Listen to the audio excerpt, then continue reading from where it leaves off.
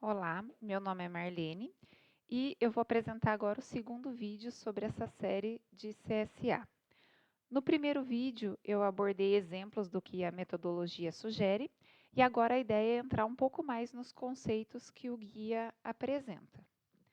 Quando a gente lê o guia, a gente vê que ele cita vários pontos de como analisar os riscos, quanto ao que um sistema se propõe a fazer, suas funções, suas operações, e a gente entendendo, né, os riscos desses recursos, funções e operações quanto à qualidade do produto e à saúde e segurança do consumidor, do paciente.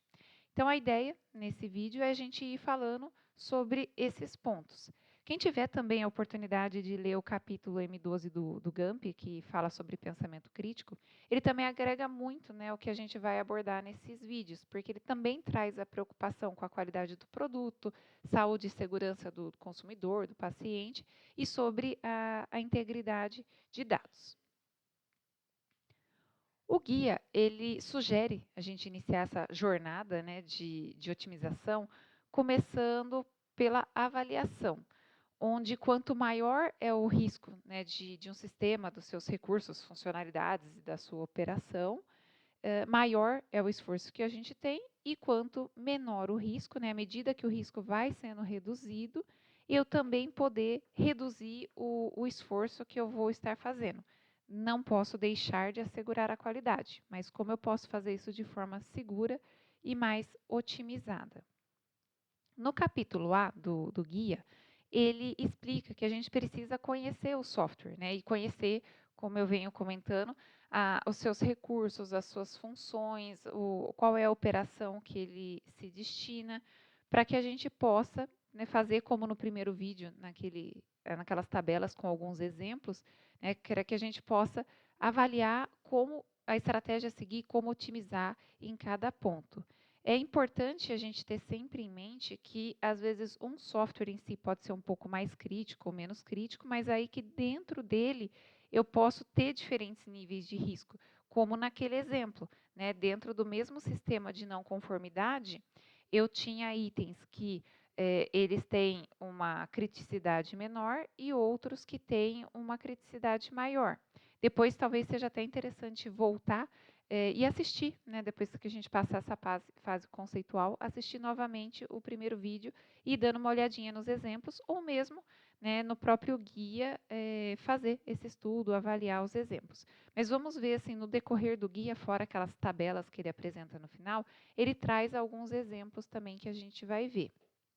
O guia apresenta como crítico aquilo que pode, né, diretamente oferecer algum impacto para os parâmetros de produção, dados de lote, para os processos onde ocorre a inspeção e teste do que foi produzido, dos lotes sendo produzidos, né, os controles em produção, e também quando já, né, estou no mercado, se o meu produto causar algum evento adverso. Então, se alguém usar, por exemplo, o produto e tiver, né, algum efeito adverso, seja esperado ou não, alguns efeitos podem ser até graves, né?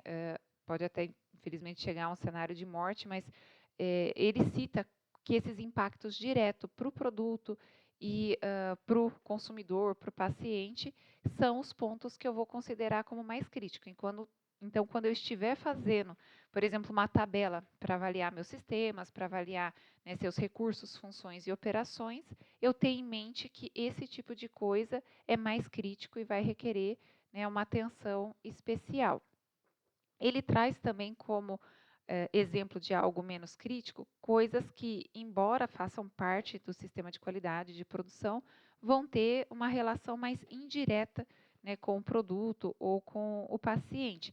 Por exemplo, sistemas que a gente usa para fazer os processos de validação, de qualificação, para gerir a aprovação da documentação de projeto, ou procedimentos de operação, né, ter registros de treinamento. Então, são coisas relacionadas, mas não está ali com impacto diretamente, afetando um parâmetro de produto, né, um critério de estabilidade do produto, ou algo mais crítico, ou mesmo acompanhando, né, já um caso onde o produto afetou de alguma forma o consumidor, o paciente.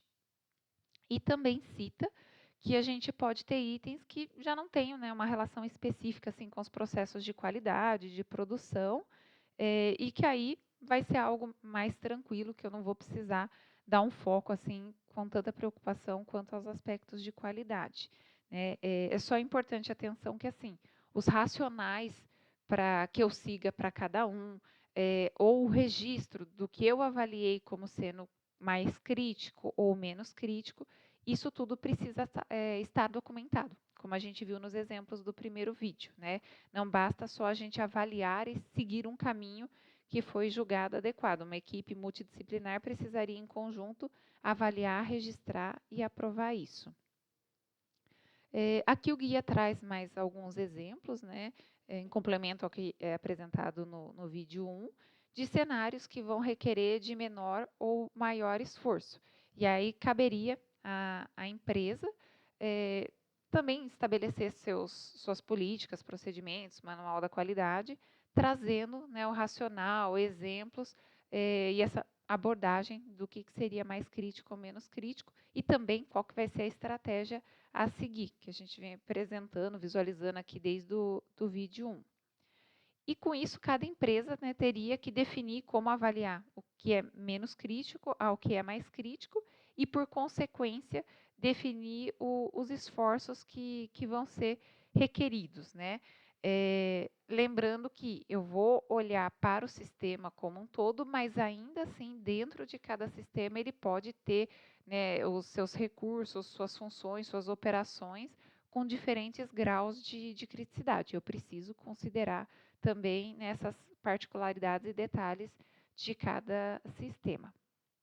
E aí, uma vez que eu tenho essa estratégia definida, né, em procedimento ou algum documento da empresa, conhecendo os sistemas, tendo eles listados, né, conhecendo o guia e esses exemplos todos, a gente vai começar a seguir isso para cada sistema, né, avaliando o sistema e de forma mais detalhada o conjunto, né, de funções, de operações que ele tem, para a gente poder ir seguindo uma determinada estratégia e, inclusive, saber na questão de testes, né, das fases de verificação que a gente faz, o quanto que eu vou ter que me aprofundar, o quanto que eu vou ter que documentar, qual que é a abordagem que eu vou seguir. A gente vai falar isso num próximo vídeo, então eu não vou entrar tanto em detalhes nessa fase de verificação de testes aqui. O guia, por fim, ele quer ajudar a gente a otimizar os processos de qualidade de software, né? Mas é muito importante a gente ter em mente que a empresa precisa ter um bom sistema de gestão da qualidade, para que aquilo seja feito, né? Exista qualidade relacionada a software no dia a dia. Então, os processos que a empresa tem vão precisar ajudar a garantir a integridade, a qualidade, a segurança dos processos e dos dados, né? Ela vai precisar ter bons controles em processos e processos de monitoramento dos sistemas, dos dados, das operações, para garantir que tudo seja feito de forma adequada. A empresa vai precisar ter um bom processo de gestão e qualificação dos seus fornecedores, prestadores de serviço, porque sem isso, a chance, né, de já não vir uma ferramenta de software bacana que eu possa aplicar um processo de qualidade reduzido em cima dela, né, já fica um pouco menos provável, vai dificultando. E a gente, quanto mais tiver ferramentas que auxiliem nos processos de validação, de qualificação, de teste, também, né, vai conseguir otimizar um pouco mais isso. A gente vai falar também dessas possibilidades de otimização no próximo vídeo.